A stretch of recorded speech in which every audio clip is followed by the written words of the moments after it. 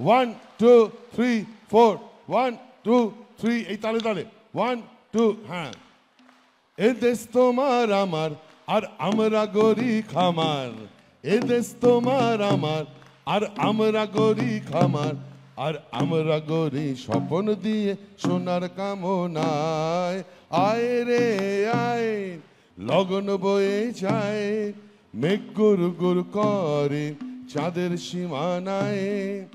মাঝে মধ্যেই সম্পূর্ণ ভিন্ন অবতরে ধরা দেন রাজ্যের মুখ্যমন্ত্রী মমতা বন্দ্যোপাধ্যায়। কখনো তিনি লেখিকা, কখনো গায়িকা, আবার কখনো নাচের তালে পা মেলাতে দেখা যায় রাজ্যের মুখ্যমন্ত্রীকে। এমনকি একাধিকবার জনসংযোগে নেমে এমন অনেক কাজ করেছেন মুখ্যমন্ত্রী, যা দেখে রীতিমতো অবাক হয়েছেন সকলে। ফের একবার অন্য ভূমিকায় ধরা দিলেন মুখ্যমন্ত্রী মমতা বন্দ্যোপাধ্যায়। এইটি পাহাগাড়া করলি আবে তপা এইটি পাহাগাড়া করলি দিনক না দিন তিনা এই বাজারে প্রাণ বিনা দিনক না দিন তিনা এই বাজারে প্রাণ বিনা আজ সবার মিলন বিনা এমন জীবন বৃথা যায়। বুধবার বাঁকুড়ায় খরবন মাঠে সরকারি পরিষেবা প্রদান অনুষ্ঠানে আদিবাসীদের শিল্পীর হাত ধরে রীতিমতো পা মেলালেন রাজ্যের মুখ্যমন্ত্রী। এমনকি ধামসা মাদলও বাজান তিনি। সঙ্গে গানে যোগ্য সঙ্গত দিলেন মন্ত্রী তথা সঙ্গীত শিল্পী ইন্দ্রনীল সেন। ইন্দ্রনীলের গানের তালে তালে ধামসা মাদল বাজান মুখ্যমন্ত্রী মমতা বন্দ্যোপাধ্যায়। আদিবাসী মহিলাদের সঙ্গে তাল মেলাতেও দেখা যায় তাঁকে। রাজ্যের মুখ্যমন্ত্রীকে এমন ভূমিকায় পেয়ে খুশি সংশ্লিষ্ট সকলে।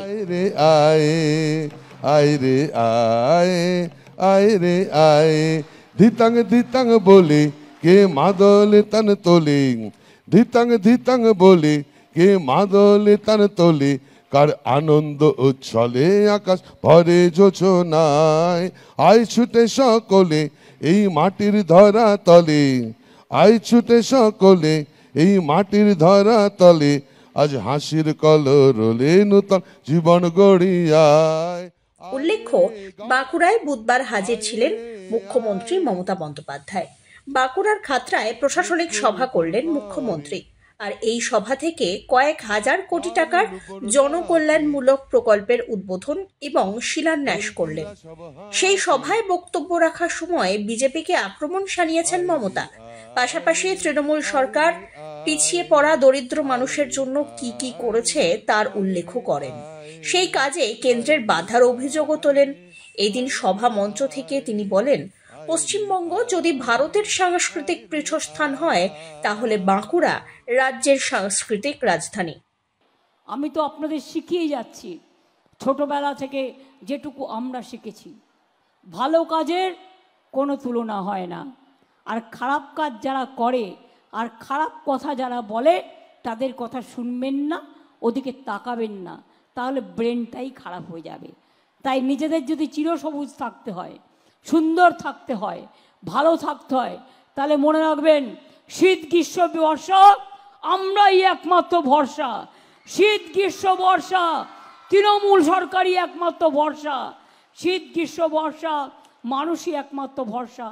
আপনারা ভালো থাকুন, সুস্থ থাকুন, সুন্দর থাকুন। পাশাপাশি এদিন সন্দেশখালীর নাম না নিলেও সিঙ্গুর নন্দীগ্রামের সঙ্গে কোনো জায়গায় তার তুলনা হয় না বলেও উল্লেখ করেছেন তিনি। Bureau report, one India Bangla.